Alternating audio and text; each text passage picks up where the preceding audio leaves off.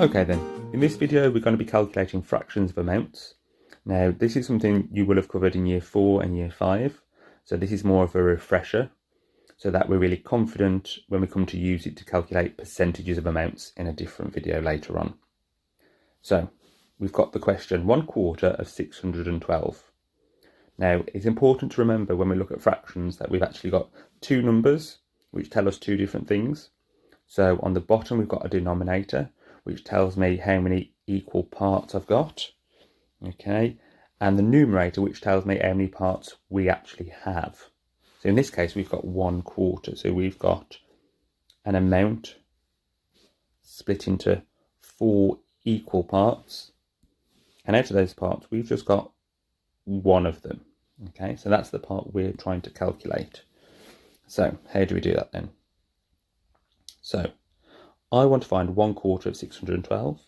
So I've got to use division. I'm sharing 612 between 4 equal groups.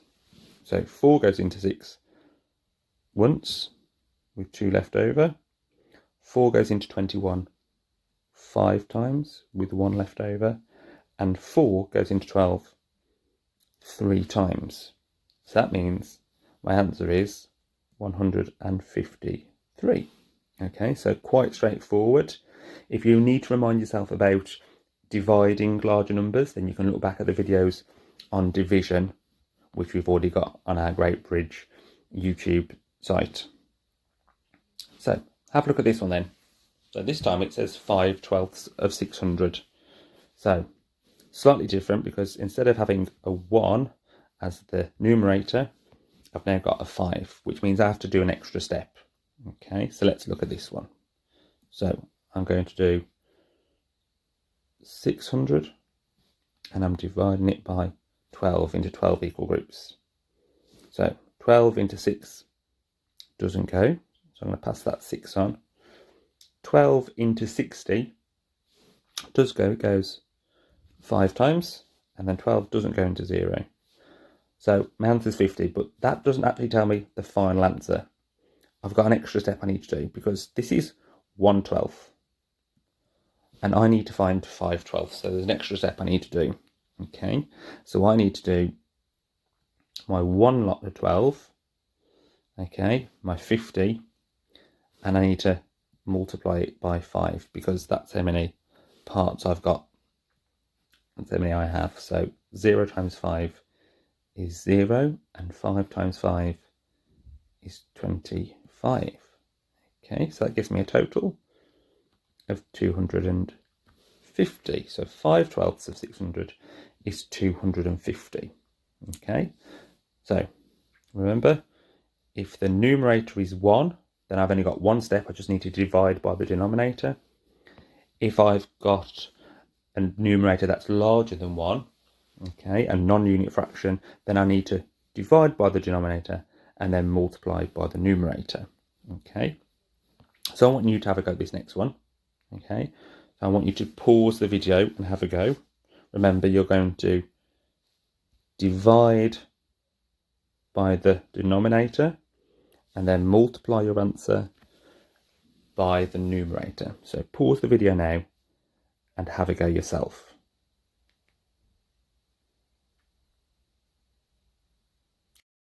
So how did you get on? Let's check our answers. So first step, I need to divide by the denominator. Now, I don't think we need to use the bus stop method for this step because I know my 4s, my 4 times table, so I know that 32 divided by 4 is 8. So that's my first step, but that's not my answer because I've got one step left to do. I then need to multiply that answer by 3 by my numerator. 8 times 3 is 24, so that gives my answer of 24. Okay, let's have another go. So here's your next one. 4/7 of 4,228. Again, pause the video and have a go, and then we'll go through the answers together. Okay, let's check our answers. So let's give ourselves the bus stop to work in. So yeah, I'm going to use the bus stop method this time because it's a much larger number. I'm dividing by the denominator. So 7s into 4 don't go, it's too small. 7s into 42. Okay, so you can either count up in your 7s, or if you're confident, you should know straight away that what times 7 is 42. Okay, so that's 6. Exactly. 7 into 2 doesn't go. Too small, but I need to put the 0 this time. 7 into 28 is 604. But that's not my final answer, because that's only 1/7 and I need to find 4/7. So I need to do a second step. 604 multiplied by 4. Okay, I'm not going to do this mentally this time, so I'm going to do myself a little column multiplication. 4 times 4 is 16, carry the 1. 0 times 4 is 0, add the 1. 6 times 4 is 24. Okay, so 4/7 of 4,228 gives me a total of 2,416. Okay, last one for you to do then. Have a look at this one then. So 5/9 of £13.05. Now don't panic because there's a decimal in there. The process is exactly the same. So have a go at that one. Just remember, your decimal point can't move, so make sure it stays in the same place. Pause the video and have a go now. Okay, how did you get on? So let's check. So this time I'm dividing £13.05 by 9 by the denominator. 9 into 1 doesn't go. So 9 into 13, well, that goes once. Put my decimal point in because it can't move. And I've got 4 left over, sorry. So 9's into 40. Okay. Well, I know 9 times 5 is 45, so that's too big. So it's going to be 4 lots. Okay. Which is 36. Which leaves me with 4 left over. And then 9's into 45 go exactly 5 times. So that's currently a total of £1.45. But I need to find 5/9, so I need to do some multiplication. £1.45 multiplied by 5. So 5 times 5 is 25. 4 times 5 is 20, plus my 2 is 22. 1 times 5 is 5, plus my 2 is 7.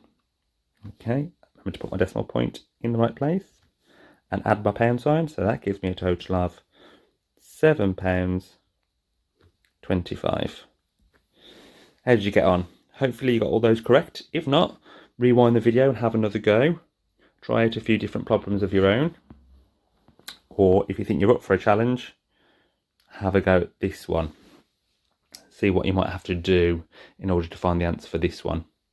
Challenge yourself. Pause the video now and have a go before we look at the answers.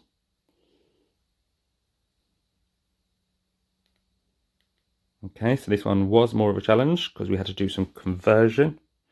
Okay, because straight away you should have realised, well, I can't divide this number, it's much too small. Okay, so what I thought to myself was, actually 1 kilogram is the same as 1,000 grams. That's going to be easier to do. Okay, because that way I could do 1,000 divided by 100. Okay, and that equals 10. Okay, so that would work, but that's only 1/100th, and I need to find 33 of them. Okay, so I could do 10 times 33. which equals 330 grams. Okay. You might have looked at it slightly different. Okay, because you might have kept it as kilograms, because what you could have done, you could have gone, I've got 1 kilogram and I'm going to divide it by 100. Okay, which would give me a total of 0.01. And then you would have done 0.01 times 33, which equals 0.33 kilograms. So both of these answers are exactly the same.